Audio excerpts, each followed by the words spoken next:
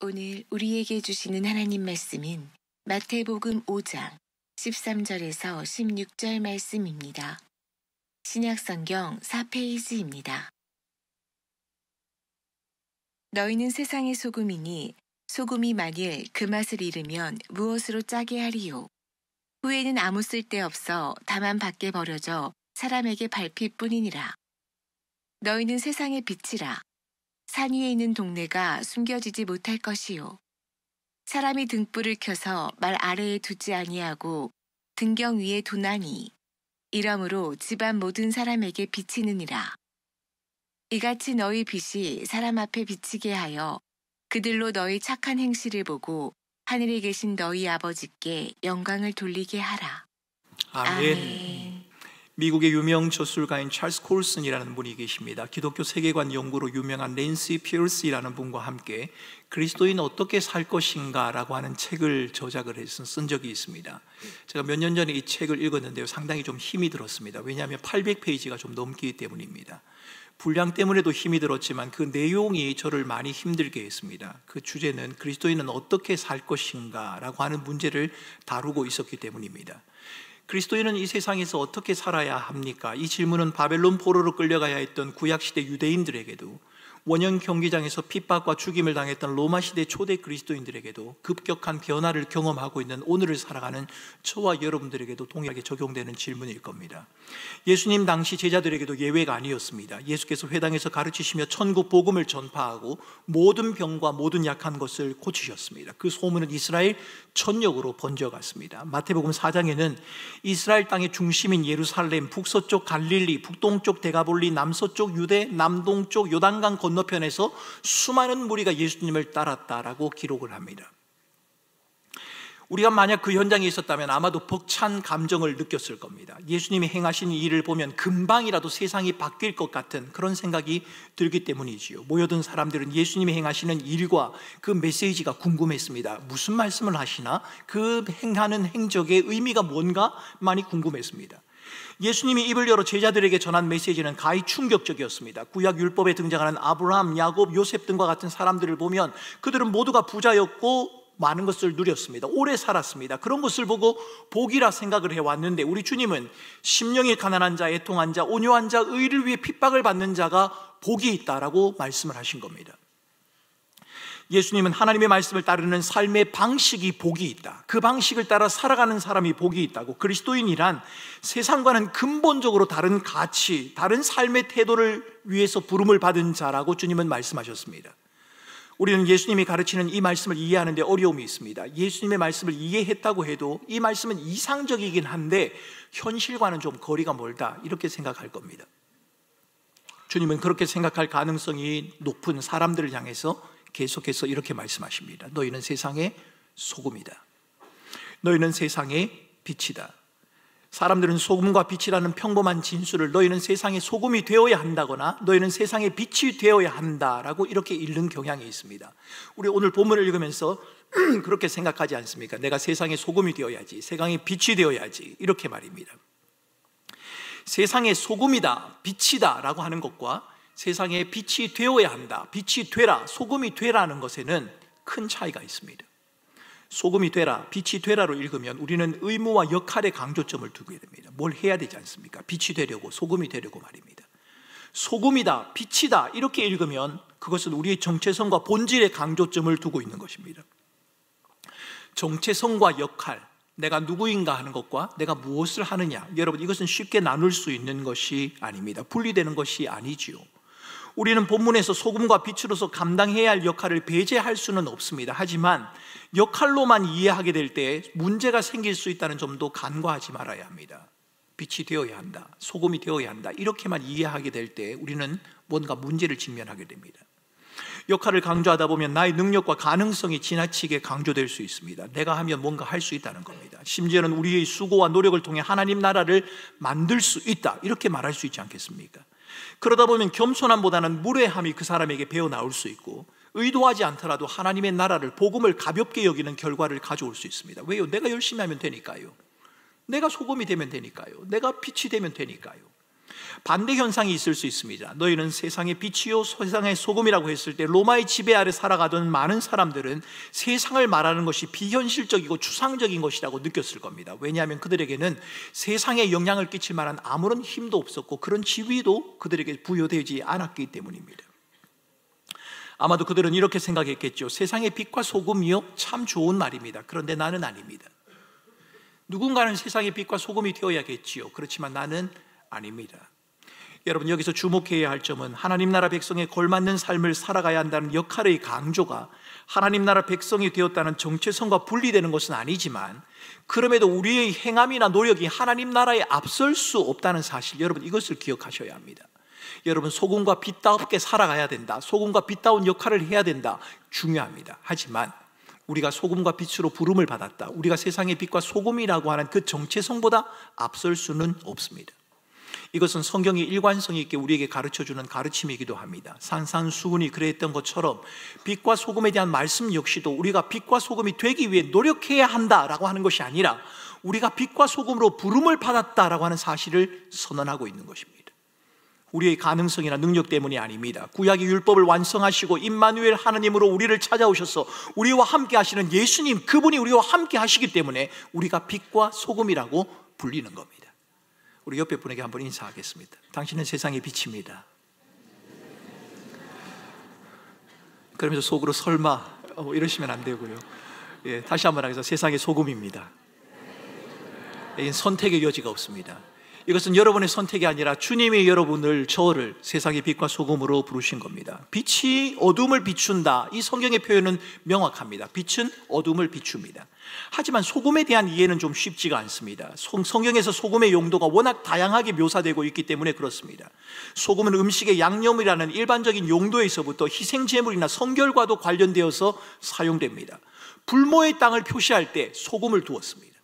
충성과 언약의 표시로도 소금이 사용되었고요, 새로 태어난 아기를 정결하게 하는 데도 소금이 사용되었습니다. 유대교 구전으로 알려진 미시나에서는 소금은 지혜와 관련되어서 사용되었습니다. 이렇게 다양한 소금의 용도 중에 오늘 본문은 어떤 용도를 말하는 것일까 결정하는 것은 쉽지가 않습니다. 그런데 여러분, 우리가 그렇게 하다 보면 이 소금이 지금 방부제를 말하는 걸까? 음식에 넣는 것을 말하는 걸까? 성결을 말하는 걸까? 충성을 말하는 걸까? 이렇게 하다 보면 자칫 우리는 자기중심적인 해석에 빠져들 가능성이 있습니다. 그러므로 저는 본문에서 말하고 있는 소금의 용도가 무엇인지를 찾는 시도가 별로 그렇게 지혜로운 태도가 아니다라고 여러분에게 말씀드리고 싶습니다. 우리는 본문이 소금의 어떤 역할을 염두에 두고 있는지 그것을 찾으려고 애쓰기보다는 빛이 어둠을 밝히는 그런 방식과 유사하게 너희는 세상의 소금이다 라고 하는 이 표현 역시도 우리가 세상에 유익한 영향을 행세하게 된다고 하는 그런 은유적인 표현이다, 이렇게 이해하시는 것이 훨씬 타당할 겁니다. 세상을 유익하게 한다. 여러분, 어떻게 저와 여러분이 세상을 유익하게 할 수 있습니까? 이 말은 세상의 흐름에 편성해서 그 추구하는 바가 무엇이건 간에 나만 유익을 누리면 된다라고 하는 것을 의미하지는 않습니다. 세상의 유행을 따라간다는 말이 아니지요. 소위 조직의 유익을 위해서는 입 다무는 것이 최선이다, 그것을 말하는 것도 아닙니다. 오히려 성경은 세대를 본받지 말라고도 말하고 세상을 흉내내지 말라고도 말하고 세상을 거슬러야 한다고 우리에게 가르치고 있지 않습니까? 주님의 부르심을 받은 이들이 세상을 유익하게 한다, 여러분 이것은 세상의 유행을 따라간다라고 하는 그런 말이 아니라 하나님의 창조의 질서, 하나님의 통치와 다스림에 부합된 삶을 살아간다는 것을 의미합니다. 이것을 조금 전문적인 말로 표현해 본다면 회복 혹은 갱신이라고 표현할 수 있습니다. 하나님의 창조 질서를 회복하고 하나님의 통치와 다스림 안에 거하는 삶을 살아가는 것, 여러분 이것이 세상을 유익하게 하는 겁니다. 그리스도인이 그리스도인답게 살아가는 것, 그것이 세상을 유익하게 하는 거란 말입니다. 우리는 하나님이 우리를 빛과 소금으로 부르신 곳이 세상이라는 점에 주목할 필요가 있습니다. 본문은 세상의 빛이요 세상의 소금이다 이렇게 말하지 않습니까? 하나님의 은혜를 힘입어 살아가는 그리스도인들은 세상에 속하지 않은 사람들입니다. 저와 여러분은 하나님 나라에 속해 있습니다. 그러나 동시에 우리는 세상을 살아갑니다. 세상에 속하지 않았지만 세상을 살아가는 자들, 이 둘 사이의 긴장 속에 우리는 날마다 살아간단 말입니다. 세상에 속해 있으면서도 세상에 속하지 않고 세상과는 전혀 다른 가치관을 따라 살아가는 자들, 그들이 바로 그리스도인입니다. 이렇게 본다면 세상을 어떻게 살아갈 것인가의 문제는 방법이나 전략이라기보다는 내가 누구인지, 나를 부르신 주님이 누구신지를 확인하는 믿음과 고백에서 시작한다, 그렇게 말할 수 있습니다. 내가 주님의 부르심을 받은 자라는 사실, 나를 부르신 예수님이 내 삶의 주인이십니다. 나를 빛과 소금으로 부르신 분이 나의 주인이십니다라는 사실, 여러분 이것을 먼저 잊지 말아야 합니다. 세상의 빛과 소금으로 부름을 받았다는 사실과 빛과 소금에 어울리는 삶을 살아간다, 이건 좀 차원이 다릅니다. 내가 그리스도인이 되었다는 것과 그리스도인다운 삶을 살아간다는 것, 여러분 이것은 좀 다르다는 겁니다. 그리스도인이 되었다고 해서 그리스도인다운 삶을 저절로 살아갈 수 있느냐? 그렇지는 않습니다. 저와 여러분이 빛과 소금으로 부름을 받았다고 해서 빛과 소금으로서의 역할을 다 감당할 수 있느냐? 그것도 아니라는 말입니다. 여러분, 맛을 잃은 소금이 있지 않습니까? 맛을 잃은 소금은 아주 쓸데가 없습니다. 밖에 버려집니다. 사람들의 발에 밟히고 만약에 등불을 켜서 말 아래에 둔다면 그것 역시도 집안을 환하게 비치지 못하게 될 것입니다. 소금이 맛을 잃는다는 표현을 이해하기는 쉽진 않지만 분명한 것은 고대 세계의 소금은 지금 우리가 사용하고 있는 정제되고 순수한 소금이 아니었다는 겁니다. 소금 안에 다른 광물들이 많이 들어가 있어서 소금의 독특한 맛을 내지 못하게 하는 경우도 있었고, 소금의 용도로 사용할 수 없는 경우도 있었습니다. 너무 불순물이 많아서 그런 거죠. 소금이 맛을 잃는 현상에 주목해야 하는 이유, 여러분 왜 소금이 맛을 잃는 것에 우리가 주목을 해야 합니까? 그 이유는 그것이 주님의 부르심을 받은 성도들이 이 세상에서 정체성을 제대로 드러내지 못하는 것과 관련이 있기 때문입니다. 소금이 맛을 잃는다는 것은 그리스도인이 그리스도인답지 못하다, 교회가 교회답지 못하다는 것을 우리에게 말해주고 있기 때문에 그런 겁니다. 소금이 맛을 잃어버리는 것, 그것은 예수가 여러 곳에서 분명하게 경고한 일종의 영적인 타락을 상징합니다. 여러분 마태복음을 읽어보면 주님께서 영적인 타락에 대해서 여러 차례 언급하신 적이 있습니다. 우리는 영적인 타락을 말할 때 혐오스럽거나 심각하고 비참한 상태를 떠올립니다. 그러나 그것만이 아닙니다.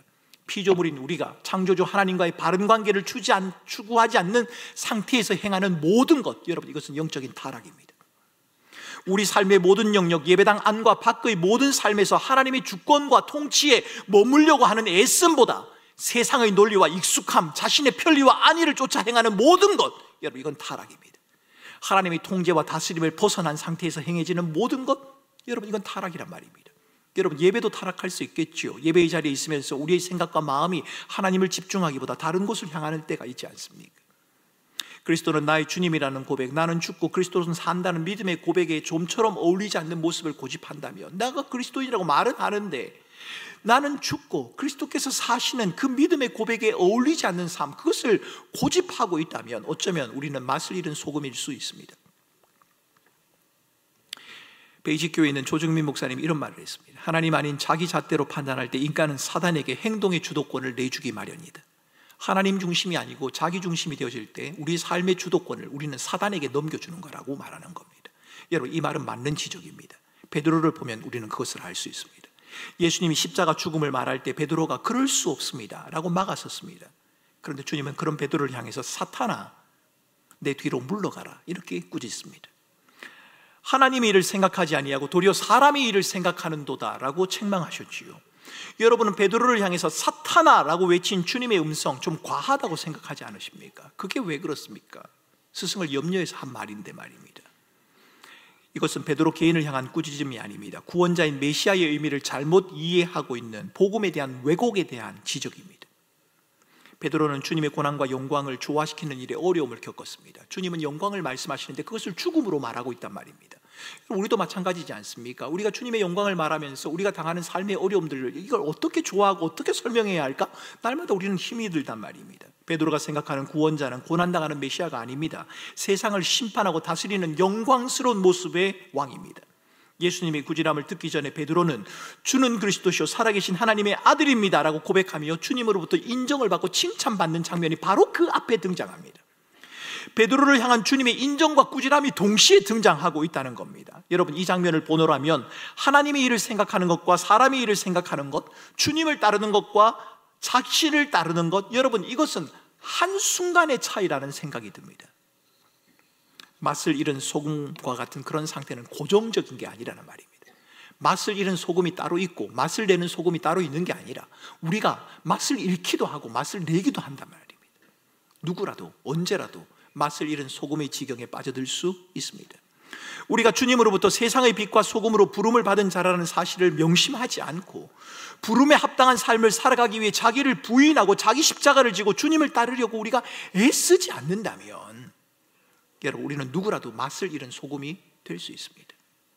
그러므로 세상의 빛과 소금으로 부름을 받은 하나님의 백성들은 하나님 나라 가치를 타협하게 하고 세상에 동화하게 하는 세속적인 영향으로부터 우리를 경계해야 합니다. 뿐만 아니라 우리의 외부를 경계해야 하는 것도 맞지만 그것과 함께 언제든지 세상의 길로, 세속적인 길로 나아갈 수 있는 우리 자신을 주의 깊게 살펴보아야 합니다. 맛을 잃은 소금, 나는 아니다, 여러분 장담할 수 있습니까? 아무도 장담할 수 없습니다.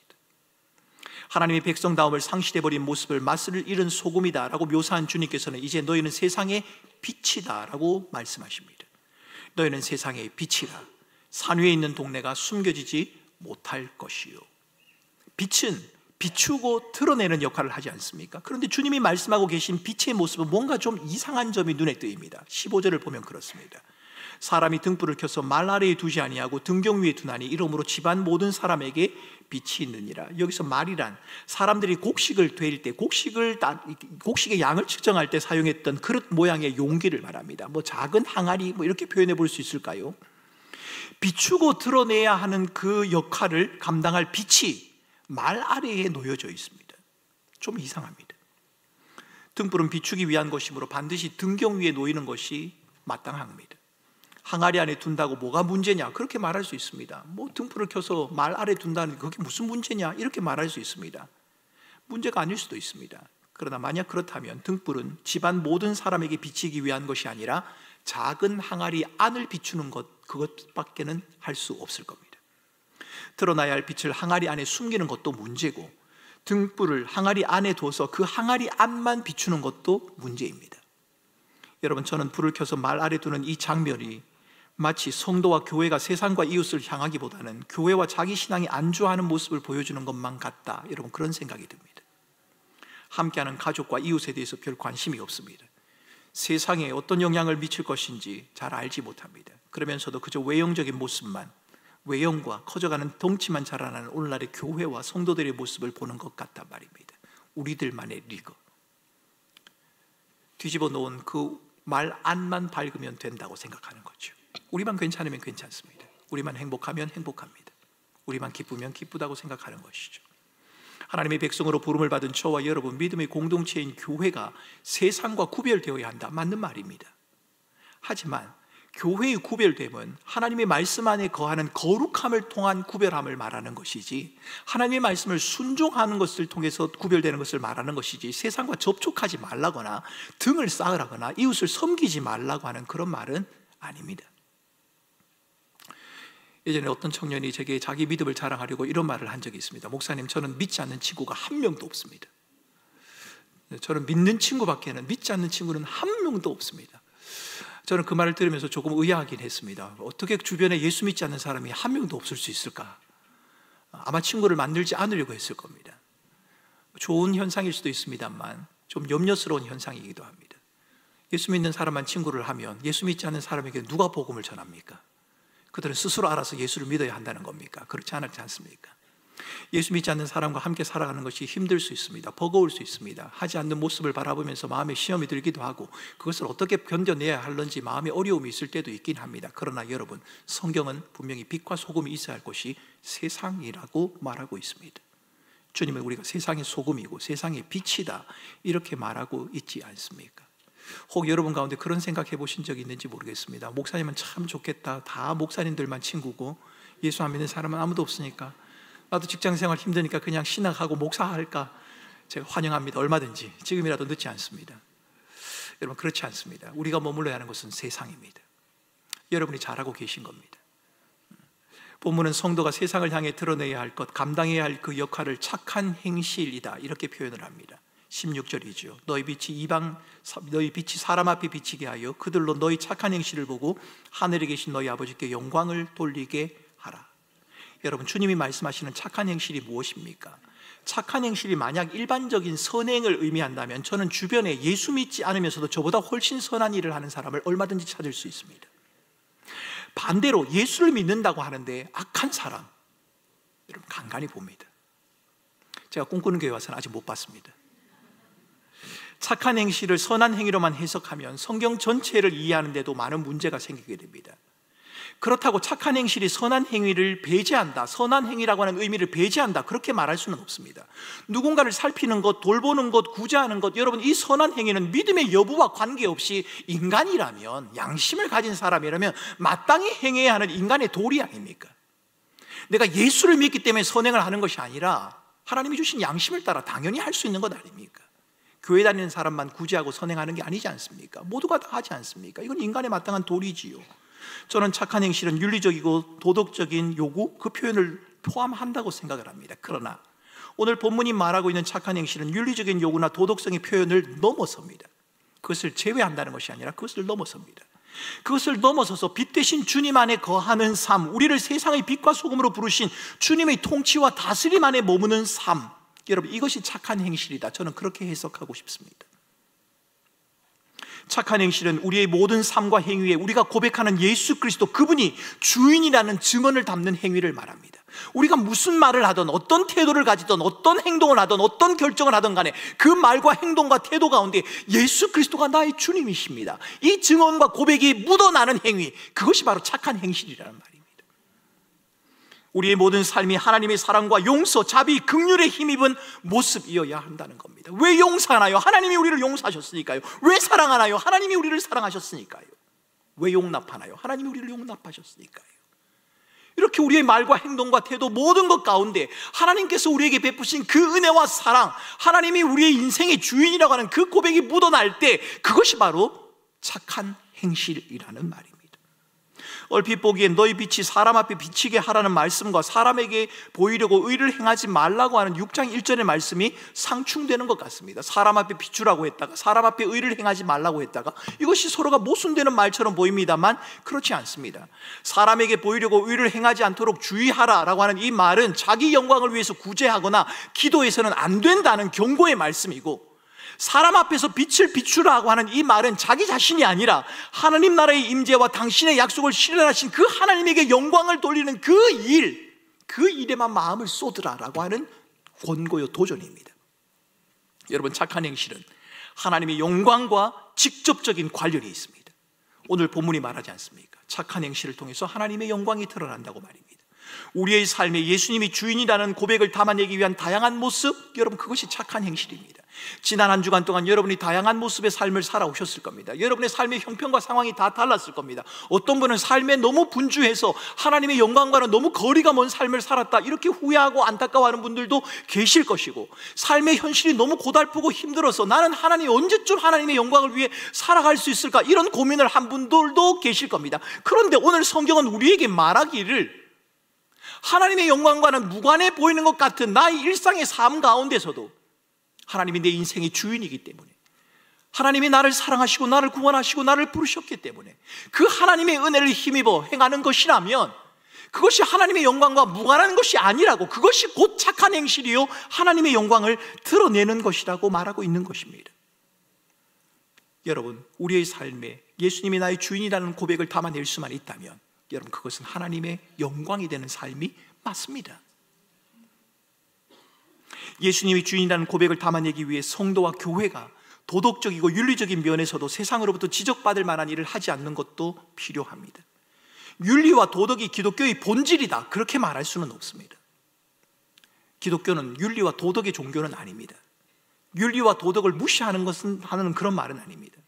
윤리와 도덕이 기독교의 본질이다, 그렇게 말할 수는 없지만 세상이 교회를 향해서 윤리와 도덕을 요구하고 있기 때문에, 그리고 우리가 살아가는 세상 가운데서 이 윤리와 정해진 윤리와 도덕을 통해서 그 가운데 예수님이 나의 주인이십니다라는 모습을 우리가 드러내야 하기 때문에 여러분 그 세상의 요청에 대해서 윤리와 도덕을 우리에게 보이라라고 하는 그 요청에 대해서 우리는 사랑과 진실함으로 반응해 나가야 하는 겁니다.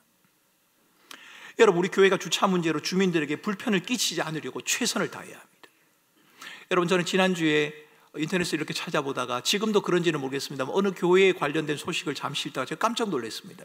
아마 서울 중심부에 있는 어느 한 교회인 것 같습니다. 서울 중심부에 있다 보니까 어느 건물을 빌려서 예배를 드리는지 저는 잘 모르겠습니다만은 주차할 여력이 되지 못했나 봅니다. 그래서 거기 안내를 해두기에 뭐 산모라든가 몸이 불편한 분들 몇 분들만 제외할 수 있고 주차를 할 수 있고 나머지는 주차를 할 수 없습니다 그렇게 이야기를 하셨더라고요. 그러면서 주변에 불법 주차를 하지 않도록 이렇게 안내문을 쓰시면서 끝에 뭐라고 써셨는지, 뭐 써놓은지 아십니까? 만약 우리 교회가 주차로 인해서 주변에 불편을 끼치면 저는 교회 문을 닫을 겁니다. 이렇게 적혀 있었습니다. 좀 과하기는 합니다. 그런데 여러분, 저는 그 목사님이 왜 그 말을 했는지 저는 충분히 이해합니다. 여러분, 세상에 교회가 보여줄 것이 무엇일까요? 교회는 세상을 향해 하나님을 보여줄 수 없습니다. 우리가 보지 못하는 하나님을 세상을 향해서 어떻게 보여준단 말입니까? 우리는 하나님을 보여줄 수는 없는데 하나님을 믿고 따르는 우리의 모습을 통해서 하나님을 나타낼 수는 있습니다.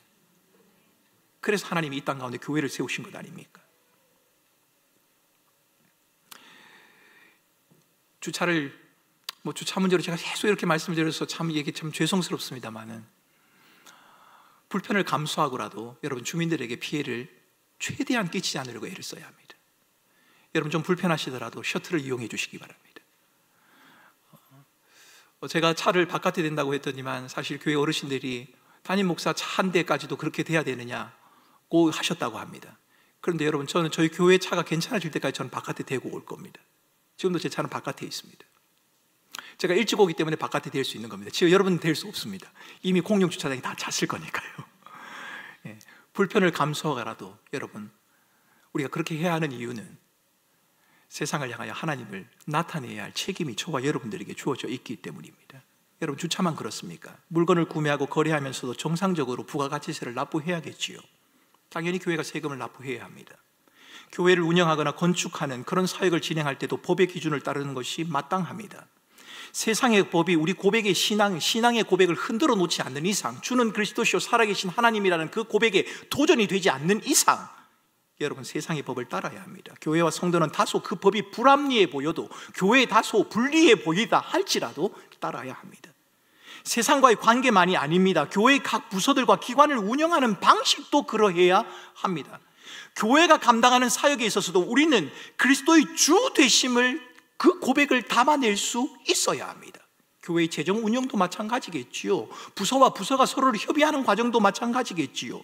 가정 안에서도 화목을 이루고 직장과 학교에서도 진실함과 정직함으로 인정받는 그리스도인이 되어야 합니다. 왜요? 저와 여러분들을 통해 세상 가운데 빛과 소금으로서 그리스도의 영광을, 하나님의 영광을 드러내기를 원하시기 때문입니다. 여러분, 저는 목회자로 교회를 섬겨가면서 그리스도의 주되심이 드러나기 가장 어려운 부분이 뭘까 한번 고민해 본 적이 있습니다. 그리스도의 주되심이 가장 나타나기 어려운 부분이 뭘까? 그리고 그리스도의 주되심이 반드시 실현되어야 할 영역이 뭘까?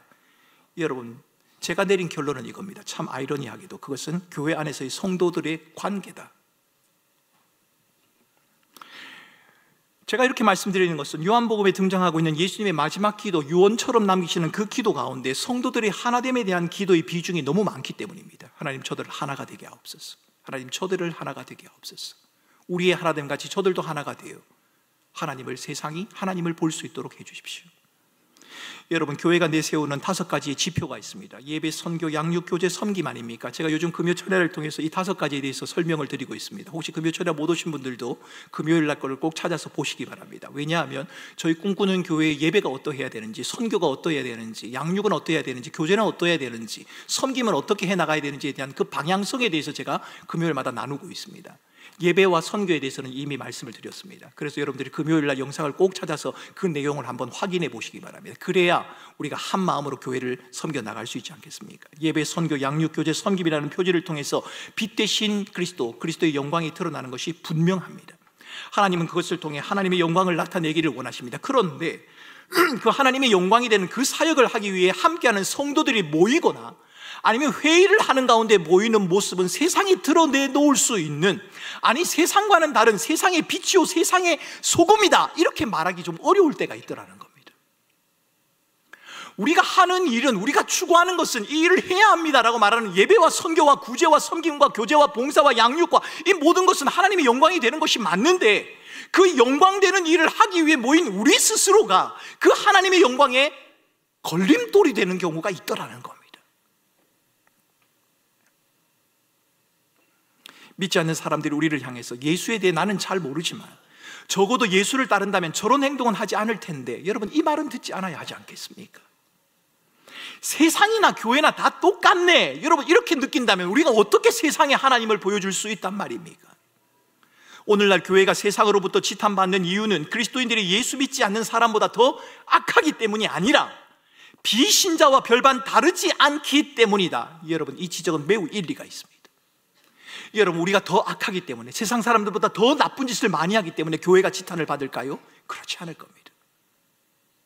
교회가 세상과 다르지 않기 때문입니다. 교회나 세상이나 똑같기 때문에, 그래서 우리가 지탄을 받는 게 아닌가 싶단 말입니다. 우리는 세상 속에 있습니다. 그러나 세상에 속하지 않았습니다. 그래서 세상의 빛과 소금으로 살아가려면 세상과는 전혀 다른 가치관과 삶의 방식을 가지고 살아가려고 애를 써야 합니다.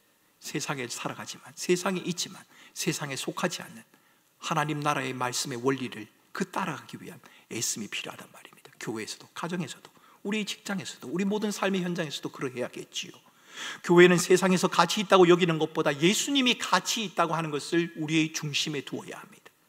만약 여러분이 이웃을 돕고 구제하는 것으로, 교회 사역을 열심히 하는 것으로 세상의 빛과 소금의 역할을 다 했다 이렇게 생각하고 있다면 뭔가 부족합니다. 우리는 좋은 일, 선한 일을 하면서도 얼마든지 자기를 나타낼 수 있고 공동체를 무너지게 만들 수도 있습니다. 그러므로 우리에겐 빛 대신 주님과 함께하며 하나님의 통치와 다스림 안에 머무는 삶, 하나님의 영광만이 드러나는 삶을 살아가려고 하는 그런 몸부림이 필요합니다. 본문은 우리에게 맛을 잃은 소금, 감추어진 빛이 될까 조심하라 이렇게 말하지 않습니다. 우리는 이미 세상의 빛과 소금으로 부름을 받았다라고 그렇게 말합니다. 만약 우리가 그 정체성을 분명히 하지 못하면 다른 방법이 없다, 주님은 지금 그렇게 말하는 겁니다. 요즘은 대체용품이 많지 않습니까? 소금이 없어도 짠맛을 낼 수 있는 다른 뭔가가 있을 겁니다. 등불이 없어도 랜턴도 있고 여러 가지가 있을 수 있지 않습니까? 그러나 그때는 아닙니다. 주님이 너희가 세상의 빛과 소금이다라고 말할 때는 너희가 세상의 빛과 소금으로 부름을 받은 자들인데, 너희가 아니면 더 이상 세상에 하나님을 나타낼 수, 하나님의 영광을 보일 수 없다 이렇게 말씀하시는 겁니다. 여러분, 이 말씀이 더 무겁게 와닿지 않습니까? 세상의 빛과 소금으로 부름을 받은 우리가 아니면 세상의 어둠을 밝힐 수 없습니다. 세상의 빛으로 바로 부름을 받은 교회가 아니면 세상은 밝아질 수 없습니다. 짠맛을 낼 수도 없다는 말입니다. 저는 이 말씀을 읽으면서 교회는 그리스도의 몸이며 모든 것을 충만케 하시는 예수 그리스도가 계신 곳이라는 거룩하고 영광스러운 기관이라고 하는 에베소서의 말씀이 떠올립니다. 교회가 세상의 빛과 소금으로 부름을 받은 하나님의 백성인 교회가 세상의 유일한 희망이라는 겁니다. 왜요? 그곳에 그리스도께서 충만히 임재하시니까요. 그분이 교회의 주인이고 바로 저와 여러분의 주인이 되시니까요.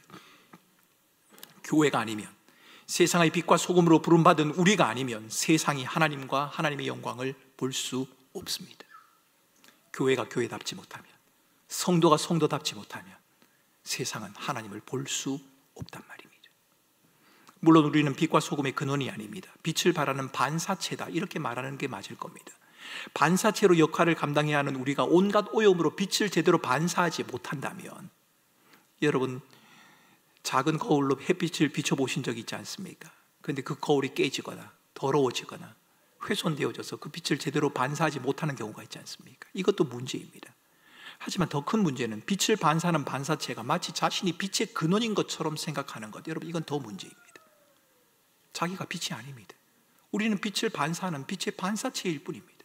그런데 빛의 근원이신 주님을 놓쳐버리고 마치 자신이 빛인 것처럼 생각한단 말입니다. 세상의 빛과 소금으로 부름을 받았는데 세상과 너무 분리되어 버린 채 교회에서 많은 시간을 보내는 것이 좋은 믿음이라고 착각해서 교회 안에서만 머물려 하는 것, 이것도 문제입니다. 제가 이렇게 하고 나면 또 다음 주도 교회 오시지 않으려고 하시는 분이 계실까요? 괜찮습니다. 자유롭게 오셔도 괜찮습니다. 또 뭐 올 때마다 제 눈치를 보려고 하시더니 그러지 않으셔도 괜찮습니다. 제가 뭘 말하는지 여러분 이해하실 것 아닙니까? 그리스도를 주로 인정하는 자가 자기 신앙을 앞세워서 변화를 외치면서도 다른 성도들에 대해서, 다른 이웃에 대해서 무례하고 과격하고, 그래서 결국 길을 잃어버리는 것, 여러분 이것도 문제라는 겁니다. 여러분, 교회 안에서, 세상 속에서 우리가 그리스도인으로 살아가기 어려운 이유가 뭔지 아십니까? 여러분, 성경의 요구가 너무 복잡하기 때문입니다. 때로는 엄격한데 때로는 관대해야 합니다. 때로는 죄를 정죄해야 되는데 때로는 깊이 용서를 해야 되는 경우가 있단 말입니다. 함께 할 수 없는 많은 것들이 성경 속에 동시에 등장하고 있기 때문에 도대체 이것을 어떻게 해야 하는지 우리로서는 감당할 수 없는 경우가 많이 있다는 겁니다. 그래서 여러분, 우리는 주인 되신 주님을 더 깊이 묵상해야 하고 그분의 도우심을 구해야 하는 겁니다. 우리는 세상의 빛과 소금에 대한 말씀을 하시기 전에 앞서 들려주신 주님의 말씀에 귀를 기울일 필요가 있습니다. 주님은 너희는 세상의 소금이다, 빛이다 이렇게 말씀하시기 전에 주님은 이 말씀을 하셨습니다. 나로 말미암아 너희를 욕하고 박해하고 거짓으로 너희를 거슬러 모든 악한 말을 할 때에는 너희에게 복이 있나니 기뻐하고 즐거워하라. 하늘에서 너희의 상이 큼이라. 너희 전에 있던 선지자들도 이같이 박해하였느니라. 무슨 말입니까? 세상의 빛과 소금으로 살아가는 저와 여러분에게는, 우리를 부르신 그리스도와 함께 살아가고자 각오하는 저와 여러분들에게는 힘들고 어려운 상황, 심지어는 욕을 먹는 상황, 애매한 고난이 있을 수 있다는 겁니다. 아니, 있다는 겁니다. 그런데 그런 힘들고 어려운 상황, 심지어는 욕을 먹고 애매한 고난을 겪는 그때에도 기뻐하고 즐거워하라. 다른 사람을 용납하는 의지와 포용이 필요하다. 주님이 그렇게 말씀하시는 겁니다. 왜 그래야 합니까? 왜요? 억울한데요. 내가 욕을 먹는데요. 내가 애매한 고난을 당하는데 왜 내가 참아야 합니까? 왜 포용을 해야 합니까? 이유는 한 가지입니다. 우리를 세상의 빛과 소금으로 부르신 분이 주님이시기 때문입니다. 주님이 그 일을 위해 우리를 부르셨기 때문입니다. 사랑하는 성도 여러분, 여러분의 삶이 고난의 연속이요 절망적이었어. 때로는 잔인하고 무정한 세상 앞에서 무력감을 느끼고 있었어. 그저 내 한 몸 가누기에도 벅찬 현실 앞에 하루하루 사는 것도 버겁다고 그렇게 느끼고 있었어. 세상의 빛과 소금이라는 이 말이 너무 멀게만 느껴지는, 나와는 전혀 관계없는 말씀이다. 언제나 내가 세상의 빛과 소금처럼 한번 쨍해 볼 수 있을까? 여러분, 그런 생각을 하고 계십니까? 우리가 살아가는 세상에는 이해할 수 없는 일들이 너무 많습니다. 그 가운데서 하나님께서 어떻게 선을 이루시고 어떻게 계획을 이루어 가시는지, 하나님이 무슨 계획을 가지고 계신지 알 수 없을 때도 있지만, 분명한 한 가지 사실은 하나님께서 우리를 세상의 빛과 소금으로 부르셨다는 겁니다. 세상의 빛과 소금 된 저와 여러분, 그리고 교회를 통해서 하나님의 원하심을, 하나님의 계획을 이루어 가기 원하신다는 겁니다. 그러므로 여러분, 우리에게 필요한 것은 빛과 소금이 되기 위해서, 빛과 소금에 어울리는 삶을 유지하기 위해서 내가 뭘 더 해야 될까? 어떻게 하면 내 상황이 좀 더 좋아질 수 있을까? 여러분, 이 고민이 아니라 우리를 빛과 소금으로 부르신 주님의 은혜, 그 은혜를 붙들고 그 은혜 안에 거하는 삶을 계속 살아가는 것, 내 삶의 모든 현장 속에서 그분이 주인이심을 끊임없이 확인해 가는 것, 여러분, 그것이 바로 세상의 빛과 소금된 자의 삶이란 말입니다.